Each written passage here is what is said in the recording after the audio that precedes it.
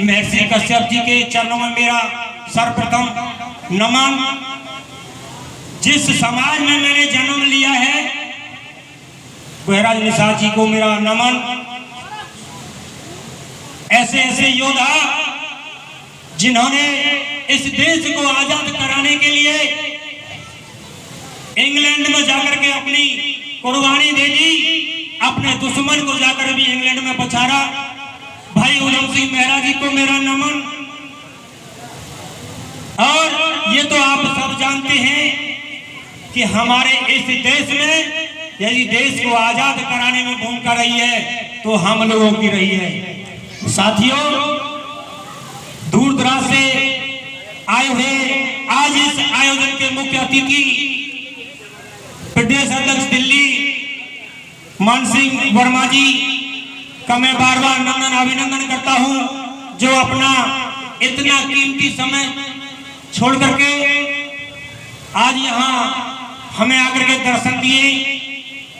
मंच पर विराजमान हमारे इसी उत्तर प्रदेश के प्रदेश अध्यक्ष माननीय चौधरी विक्रम सिंह जाखड़ जी, राष्ट्रीय महासचिव भाई ठाकुर जयपाल सिंह जी, राष्ट्रीय महासचिव हमारे बड़े भाई भीमसेन निषाद जी, बाल स्वरूप गुर्जर जी, जो इस मथुरा के अंदर इतना संघर्ष समाज को जगाने के लिए कर रहे हैं, मैं उनको बार बार नमन करता हूं। आज के सभापति महोदय भाई खेमचंद जी इंस्पेक्टर रिटायर हैं, मैं उनको बार बार नंदन अभिनंदन करता हूं। और हमारे बीच में जिन्होंने इस इलाके में पश्चिमी उत्तर प्रदेश में बेगुल बजाने का काम किया और इस पार्टी को जगाने का काम किया, जिन्होंने सर्वप्रथम यहाँ से चुनाव लड़ा था, भाई राजकुमार जी को मैं नमन करता हूँ। मेरे हम साथियों, छात्रों, मैं सभी को नंदन अभिनंदन करता हूँ। आज भले आपको पुरस्कार कोई बड़ा नहीं हो, इसकी कोई बड़ी बात नहीं है, लेकिन मेरा मेन उद्देश्य है कि शिक्षा वो शेरनी का दूध है जो इसको पी लेता है, चाहे कितना बड़ा पहलवान हो इसको भी पछाड़ देता है। आप जानते हैं कि पहलवान में कितनी ताकत होती है। पहलवान और हाथी की ताकत को आकलन नहीं किया जाता है। ये शिक्षा वो शेरनी का दूध है। साथियों, शिक्षा से नेता बनता है। यदि आप किसी गंवार को कुर्सी पर बैठा दी जाए तो वो देश को नहीं चलाएगा। इसलिए IAS, IPS नेता हमारे इन युवाओं में से बनते हैं, इन छात्रों में से बनते हैं। आपको मैं ये वादा करता हूं, आपको जैसे भी सम्मानित किया जाए आने वाले समय में, मैं चाहता हूं अपने पार्टी वालों से सबसे मैं निवेदन करूंगा, आपके लिए चाहे मुझे भीख मांगनी पड़े, लेकिन एक दिन आपको मैं उस मुकाम पे पहुंचाऊंगा जहां आपको पहुंचना चाहिए। साथियों, यदि मेरा कोई भाई, मेरी बहन, मेरी बेटी, मेरे बेटा यदि शिक्षा के काबिल हैं और घर से कमजोर है तो वो हमारे पास ये एंट्री करा दें। उनकी कोचिंग के लिए हम व्यवस्था बनाएंगे, चाहे कैसे भी हमको बनाना पड़े। और देखिए, अभी राजनीतिक की बात चल रही थी कि देश में इतनी पार्टी है, हमको पार्टी बनाने की जरूरत क्यों पड़ी? क्योंकि हमें मानववादियों ने, हमारे देश के राजनेताओं ने हमारा अधिकार नहीं दिया। यदि हमारा अधिकार मिल जाता तो हमें इस पार्टी बनाने की कोई जरूरत नहीं पड़ती। साथियों, अभी कहा था कि समाज का दलाल जब तक नहीं होगा हलाल, जब तक हमारा समाज माला माल नहीं होगा। ये सही बात है, क्योंकि कुछ दिन पहले हमने भी सोचा था कि भाई डॉक्टर संजय जी पार्टी लेकर के आए हैं। हालांकि इसी पार्टी में पहले राष्ट्रीय महासचिव थे, उन्होंने गोरखपुर से चुनाव लड़ा था जब मैं इस पार्टी का विधानसभा अध्यक्ष था। साथियों, मैंने इस पार्टी को सींचा, धीरे धीरे इसका विस्तार किया, लेकिन अब देखिए हमारे आनंद जी की थोड़ी वृद्ध अवस्था है। उन्होंने जैसे भी मुझे बाहर सौंपा है या दिया है, या मेरे कार्यकर्ताओं ने मुझे वचन दिया है, तो मैं उसको निभाऊंगा।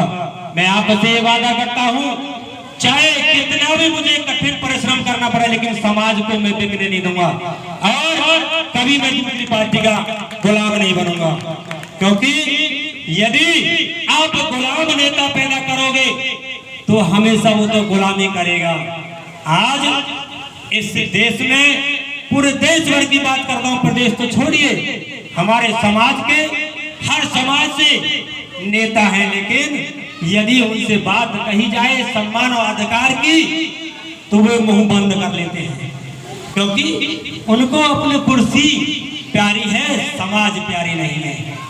डॉक्टर संजय ने पहले अपने बेटे को सपा से सांसद बनाया, मोटा पैसा लिया सपा से, फिर वक्त आया दोबारा चुनाव का तो अपने बेटे को बीजेपी से सांसद बना दिया।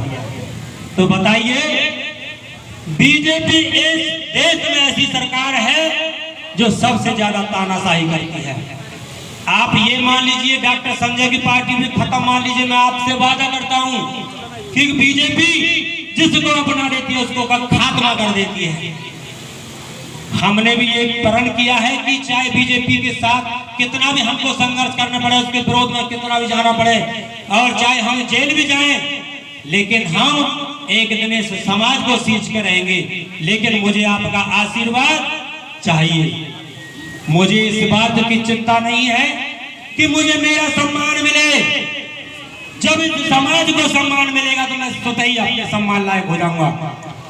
कतई नहीं समझे कि मेरा ये वीरपाल गहलोत जी राष्ट्रीय अध्यक्ष हैं, मैं चाहता हूं कि मेरे लिए पूरे सर्व समाज राष्ट्रीय अध्यक्ष है। बिल्कुल कतई मत समझना, मैं तो आपका भाई, आपका बेटा हूं, आपके सम्मान के लिए लड़ाई लड़ता रहूंगा। आप मेरे हाथों को मजबूत करा, मैं एक दिन आपकी कुर्सी को जरूर लखनऊ वाली को दे दूंगा। और ये भी आपसे वादा करता हूं 2022 में यदि उत्तर प्रदेश में सरकार बनेगी तो आपके बगैर सरकार नहीं बनेगी, मैं आपसे वादा करता हूं। लेकिन मुझे आपका साथ जरूर चाहिए, जरूर चाहिए। हमारे पत्रकार बंधु आपके बीच में आ चुके हैं, इसलिए समय का अभाव है। मैं सभी से निवेदन करता हूं, कुछ कहने के लिए बचा तो है नहीं, लेकिन मेरा एक आपसे निवेदन है कि यहाँ से संदेश लेकर के जाएं। आपकी चर्चा में कोई पैसा नहीं लगता है, आप जाकर के घर घर चर्चा करें कि राष्ट्रीय महागठबंधन पार्टी गरीबों के सम्मान के लिए आई है। यही मेरा आपसे निवेदन है। तो इसी क्रम में मैं अपनी वाणी को विराम देता हूं। जय भारत, जय मूल निवासी, जय निसार, जय भारत।